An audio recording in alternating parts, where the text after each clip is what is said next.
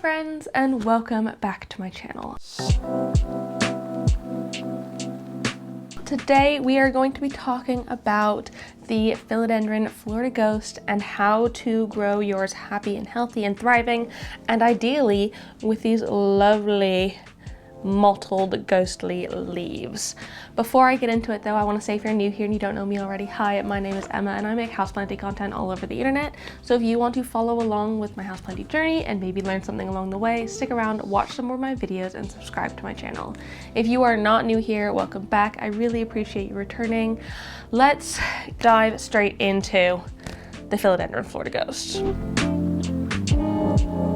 Philodendron Florida Ghost are called that because their leaves, when they emerge, are this gorgeous ghostly white color, and then they fade from that white typically through to a green. Sometimes you can get them to stay this more like mottled white minty green color. I will talk about that a little bit more in the light section of this video, but they are called ghosts because they emerge white, and it is perfectly normal for the leaves to fade to this green. So if yours is doing that, don't worry, it's fine. It happens to us all. But this is actually a hybrid philodendron, which I didn't know until I was researching for this video. It's a hybrid between the squamiferum and the pedatum, which I find really interesting, but it's created this really fun, funky leaf shape, nice and loby, and it's not got super fuzzy petioles like the squammy does, but it's kind of an in-between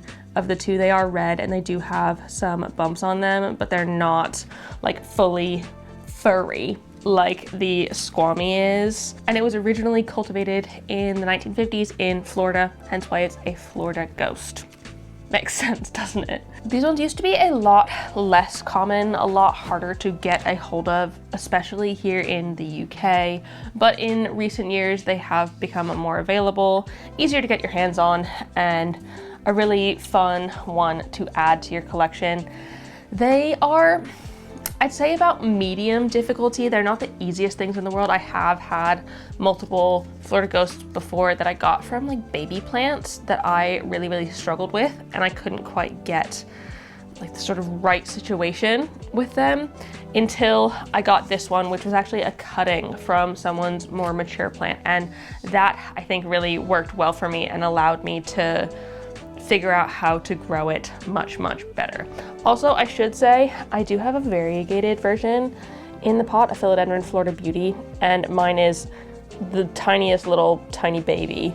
So it's not the happiest right now, but they can come in variegated form, and those are still quite uncommon and a lot more expensive and harder to get your hands on. To be honest, I think I like the Ghost more than the Florida Beauty because I really like this sort of color of leaves better than the sort of yellow variegation that the Beauty tends to get.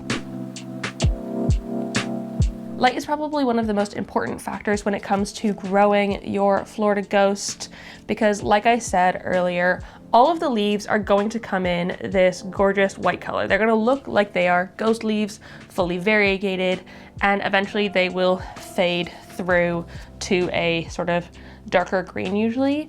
But if you have yours in higher light, you can get them to kind of stick with this ghostly variegation. You can see I have it on a couple of leaves. These leaves came in when it was under quite an intense bright grow light, and that allowed them to stay this more light color.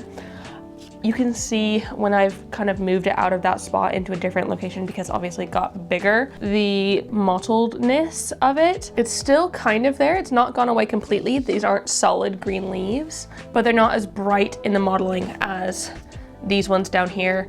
And so if you want your Florida Ghost to ideally stick with this sort of coloration, you need to have it in quite a bright spot. In my home, that's pretty much only achievable through grow lights. I have this one under a grow light now, but it's pulled quite far away from it, and so it's not getting as much of that really bright light. You can see my leaves are fading more to the solid green, but if I wanted to keep this, I could move it into a brighter spot, make sure it's getting really, like, I'd say long hours of bright grow light would be really good for it.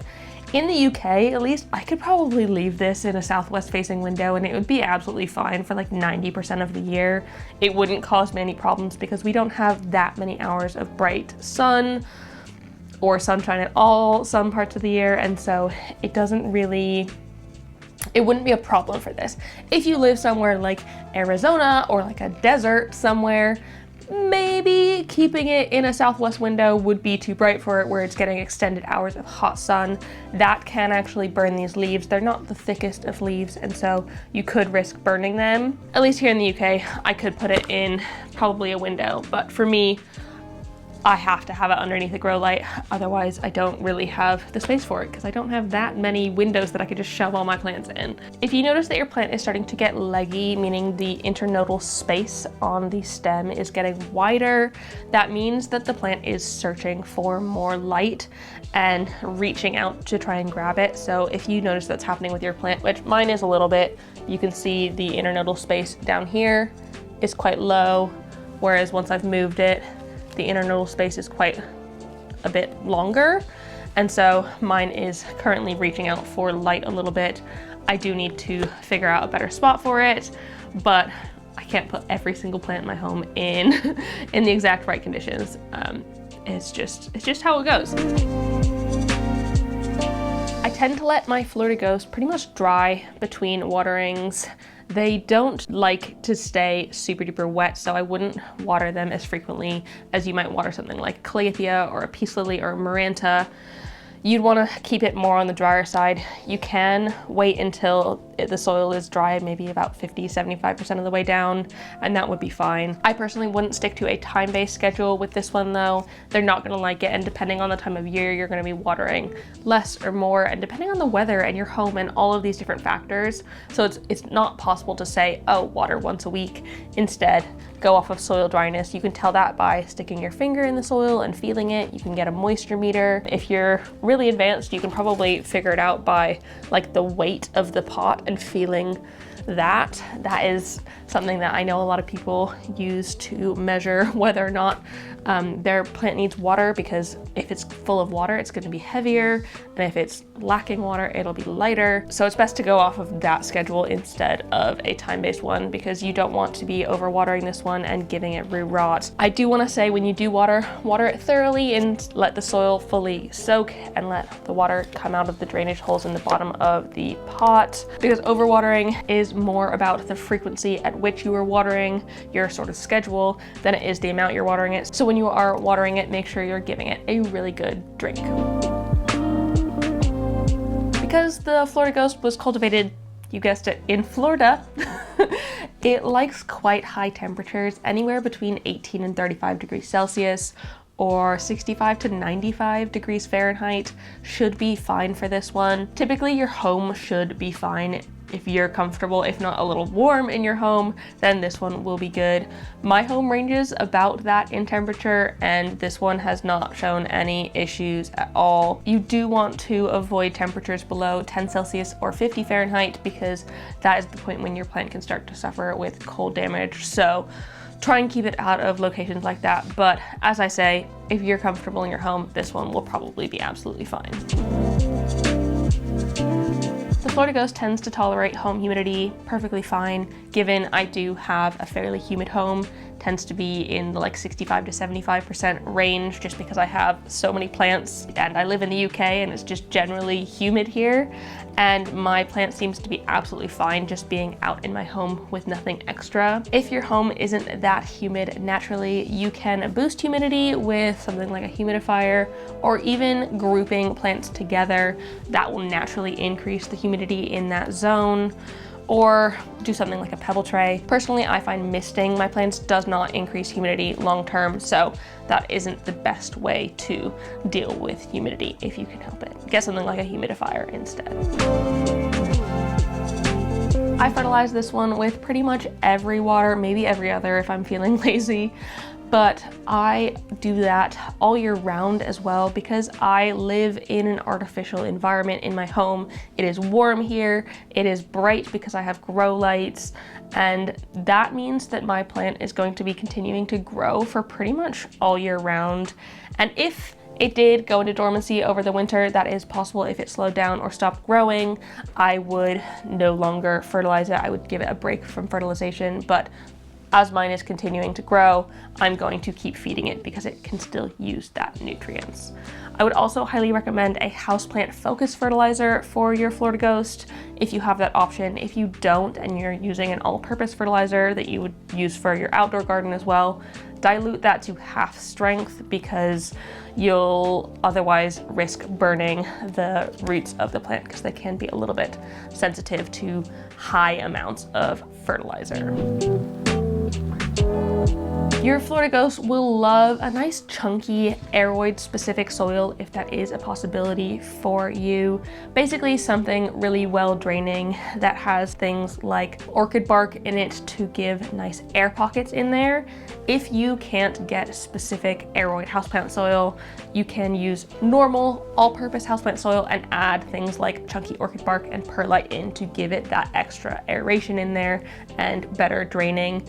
You still want to make sure it's got something like cocoa coir and maybe even worm castings to give it like at least a little bit of moisture holding. You don't want it to be like literally draining through immediately and not holding on. You want it to hold on to water for like at least a couple of days in there if you can. You're also probably going to want to repot your Florida Ghost maybe every 1 or 2 years. It depends on how well your plant is growing.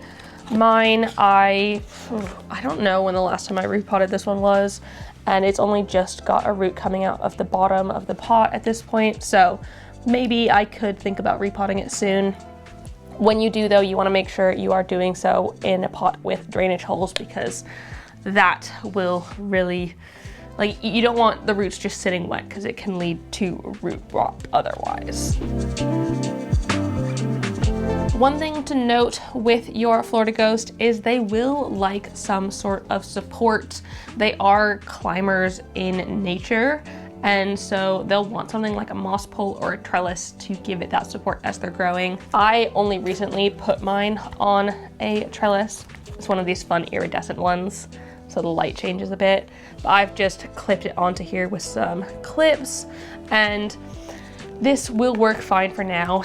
If you want yours to grow and mature in leaf size, probably something like a moss pole will do better because you can water that with fertilizer water, and the aerial roots that are up in here will have something more to stick into if you're using something like a moss pole instead of a trellis.